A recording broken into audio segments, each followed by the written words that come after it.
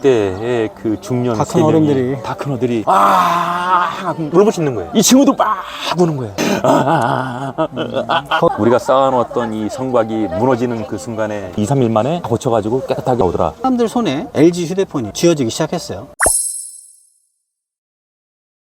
마켓 쉐어를 26%? 26%. 얼마 만에? 1년 반 동안. 1년 반 만에. 미친 성적이죠? 네, 놀라운 성적인데 중요한 건 뭐냐면 이제 사람들 손에 LG 휴대폰이 쥐어지기 시작했어요. 자, 그럼 당연히 AS 문제가 생겨날 거고요. 당연하죠. 이거 서비스 어떻게 하셨는지 되게 궁금하고요. 그 다음에 마무리 엔딩은 어떻게 됐는지도 또 궁금합니다. 서비스부터 한번 얘기를 좀 한번 해볼게요. 그 서비스 문제를 이제 케어를 할 때 네. 참고로 했던 부분이 뭐냐면 경쟁사는 어떻게 AS를 대응을 했는가. 오, 중요하죠. 이거를 보고 이제 딜러들도 만나보고 몇몇 소비자들한테 물어봤는데 노키아나 소니 에릭슨 심지어 이제 삼성 같은 경우도 소비자한테 물건 팔고 나서 제대로 서비스 대응이 안 되는 거예요.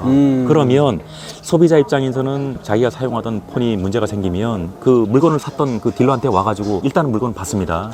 How to react 할 것인가 이 부분에서는 어느 누구도 케어를 안 하는 거예요. 어떤 때는 열흘도 걸리고 어떤 때는 10일도 걸리고 그러면 소비자가 돌아버리겠죠. 근데 하물며 이게 폰이야, 폰. 근데 우리는 경쟁사와 차별화가 될 만한 그런 어떤 요소가 뭐가 있겠느냐. 그래서 이제 고안해낸 것이 콜렉션 포인트를 만듭니다. 100개의 딜러가 있으면 한 개의 LG 포밀리어한 그런 딜러가 이제 콜렉션 포인트 역할을 여기로 하는 거예요. 모아. 여기로 모아. 네. 그래서 매일매일 일주일 정도가 되면 50개, 60개가 모이잖아요. 모여진 거를 그 라오르 지점에 있는 그 프로모터가 가서 가져옵니다. 다 고쳐가지고 보통 이틀이나 3일 돼. 그럼 다른 경쟁사는 일주일, 열흘 걸리던 것이 그것이 하나의 그 현실이었는데 LG 문제 생겼더니 2, 3일 만에 다 고쳐가지고 깨끗하게 나한테 돌아오더라. 그러면 소비자가 느끼는 그 인식의 정도는 어떻겠어요? 오, 거의 혁신적이라고 할 수 있겠는데. LG GSM 폰 같은 경우에 100개의 콜렉션 포인트를 만들고요. 오. 그 다음에 12개의 DSC, 다이렉트 서비스 센터. 다이렉트 서비스 센터는 LG GSM 폰만 그 취급하는 겁니다. LG 가전제품이 아니고. 전국적으로 12개의 다이렉트 서비스 센터가 큰 도시에 다 있는 거죠. LG 폰샵이라 그래서 프리미엄 제품도 팔아야 되겠는데 사실은 거기까지는 좀 아직 힘이 미치질 못했어요. 쇼룸 겸 LG 소프트웨어나 쉽게 다운로드 받을 수 있도록 5개 정도의 LG 폰샵을 만듭니다. 그러면 저희가 마케팅적으로도 히로시마 원폭으로 하게 되죠.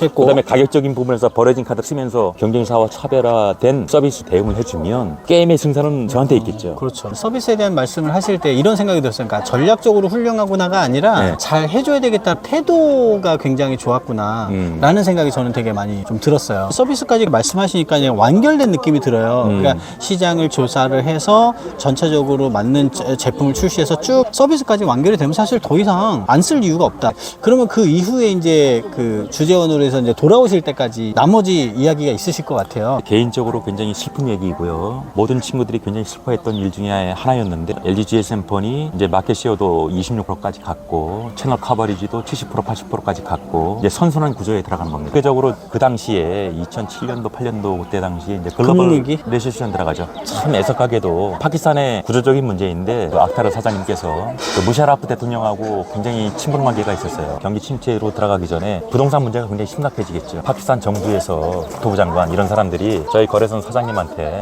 매물 10억 원짜리 혹은 50억짜리 건물이 나왔는데 당신한테 25억 반값에 주겠다. 파키스탄이라는 나라는 이게 폐쇄가 된 국가거든요. 그러니까 정부에서 뭐뭐 하자라고 했을 때 반기를 들면 거부할 수가 반드시 없는 거지. 뭔가 안 좋은 그런 피드백이 와요. 물며 겨자 먹기식으로 하나 둘 그렇게 해서 했던 것이 본사로 LC를 열 수 없을 정도의 캐시플로우 악화 문제가 생기게 됩니다. 그리고 이제 투자를 했던 부분 가격이 막 50%로 막 다운되면서 캐시가 안 돌았던 거죠.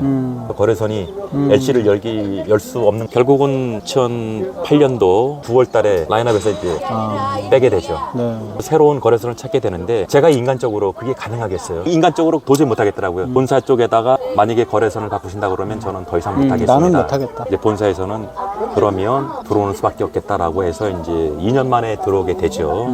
딜러분들한테 지금 상황이 이렇게 해서 LG가 더 이상 공급을 할 수 없게 됐습니다. 재고는 여기 남아있는 리얼라이드에서 너무 걱정하지 마시고 계속 지시안을 밀어주십시오. 라고 얘기하고 그 라오르 공항으로 제가 가는데 이 세 명이서 차에서 딱 내려가지고 저는 담배를 피고 5분 정도 지났는데 나잠이 갑자기 울부짖는 거예요. 옆에 있던 웃음 이 친구도 막 우는 거예요. 저는 어떻게 했어요? 그때의 그 중년 다 큰 어른들이 다 큰 어른들이 그 길거리에서 서로 얼싸안으면서 5분 10분 동안 계속 울었던 거예요. 큰 소리로 통곡을 하신 거군요. 통곡을 그냥 했어요. 눈물을 흘린 게 아니라. 우리가 쌓아놓았던 이 성곽이 무너지는 그 순간에 이 세 사람은 거기서 그냥 나자빠지고 울었던 거예요. 얼마나 허탈했겠어요. 인생이라는 걸 길게 놓고 보면 반드시 이제 굴곡이라는 부분이 있잖아요. 그 사업도 인간과 같은 생물이라고 보면 도입, 발전, 세타하는 길이 있는 것이기 때문에 인생의 하나의 과정으로 봐야 되겠죠. 새로운 아이템 이런 걸 가지고 해외로 개척하는 그런 차원에서 봤을 때 공급자 입장에서는 나는 준비가 되어 있는데 시장이 나를 받아들일 수 없는 그런 상황이 됐을 때 나는 그 시장을 그냥 포기할 것이냐. 그 시장이 매력도가 높고 내가 저 시장에 나가서 내 물건을 팔아서 분명히 내가 뭔가를 성과를 만들어내겠다고 하면 과연 어떻게 접근할 것이냐. 경쟁사와 비슷하게 접근해 갈 것이냐. 아니면 독특하고도 그 남들과 구별되는 차별화되고 전략적인 엑스큐션 훈련을 가지고 접근할 것이냐. 여기에 따라 그 결과는 분명히 달라질 거라고. 말씀하신 것처럼 각자 상황은 다 다른데 어떤 태도로 바라볼 거냐. 특히 말씀하신 거에서 저는 인상 깊었던 게 어떤 관점으로 바라보는가에 따라서 많은 것이 달라질 수 있겠다라는 생각이 들었습니다. 파키스탄 편까지 귀한 얘기 들려주셔서 감사드립니다. 감사합니다. 네, 감사합니다.